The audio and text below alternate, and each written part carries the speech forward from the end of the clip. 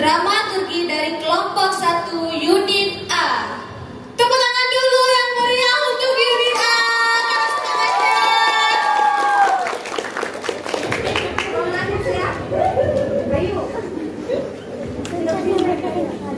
Dari kelompok 1 unit A mempersembahkan penampilan drama dengan judul Tanah Warga, menceritakan tentang ibu-ibu yang kesusahan dalam mencari nafkah, berharap dapat bantuan dari desa, tapi tak kunjung ada. Sampai pada akhirnya semua kebusukan Pak Kesyik terbongkar dan ibu-ibu bangkit untuk mendapatkan haknya sebagai warga desa, pemimpin yang bebas, rakyat yang terhempas.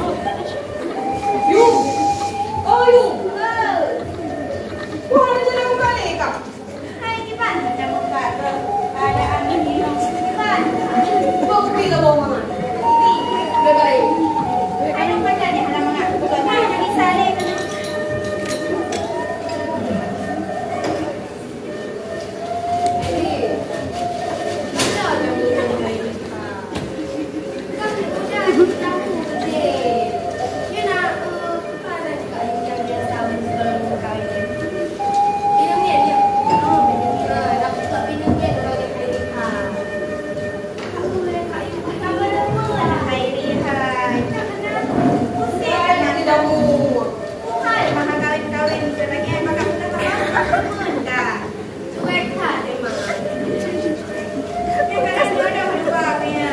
Kayaknya ini juga tambah cuti langsung tadi. Kayaknya. Iya, ini mau coba ini.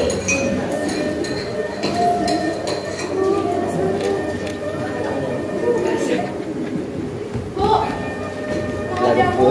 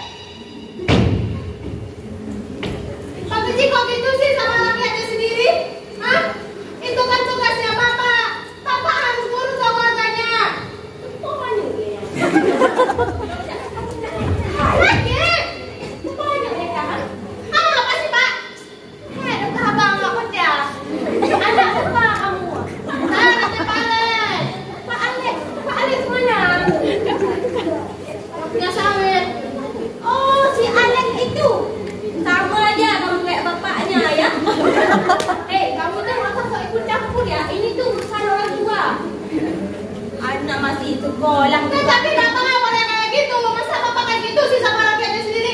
Papa nggak lihat di warung ini nama rokok. Lihat itu nenek-nenek yang pada tas untuk jualan lagi, dia harus jualan untuk makan. Alah, awak kota lah tak punya apa. Ya tapi Papa nggak boleh kayak gitu. Masa Papa kayak gitu sih? Apanya sih Bu yang mau disabarin? Ibu mau diginiin terus, hidup dalam kemiskinan terus, nggak mikirin sama kehidupannya sendiri, mengalah terus. Ya kita mau gimana lagi deh?